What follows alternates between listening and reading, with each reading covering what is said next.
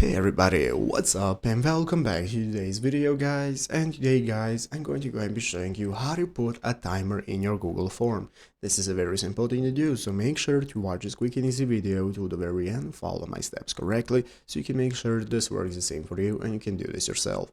But yeah guys, let's get straight into it. So first things first, we're going to go ahead and be opening up the official Google Forms website right here, docs.google.com/forms. This is the main URL you want to open up. Once you have opened it up, you'll be greeted by the main page right here. This is going to be the home page where in the upper right corner we can get started signing up for an account. If you do not already have an account, what you can do is just log in normally. So but what you want to do is create your account, and once you have created your account, you can log in, and after logging in, you'll be greeted by this home page right here. This is going to be the main page where we can get started creating a new form. We can go ahead and access our forms we have already created and so on. And now let's go ahead and see what we can do. Basically, if you want to put a timer in your Google Forms, this is what we can do. As you can see, once you create your form right here, you can give it a name and so on. So I have already created a form right here. I have a tutorial form. Then I'm going to be showing you on how to do this. Basically, in the settings option, we do not have a timer option because Google has not implemented any kind of timer into their form. So what you can do is go to workspace.google.com into the marketplace and find this option right here, this add-on called timer for Google Forms. This is going to enable you to add a timer to your Google Forms. So what you want to do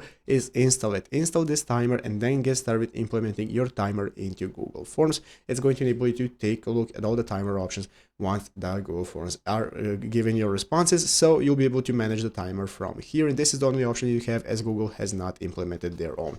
But yeah, that's what you can do. So I hope this video was helpful. If it was, make sure to leave a like, subscribe to the channel. See you guys, thanks for watching, take care, and bye.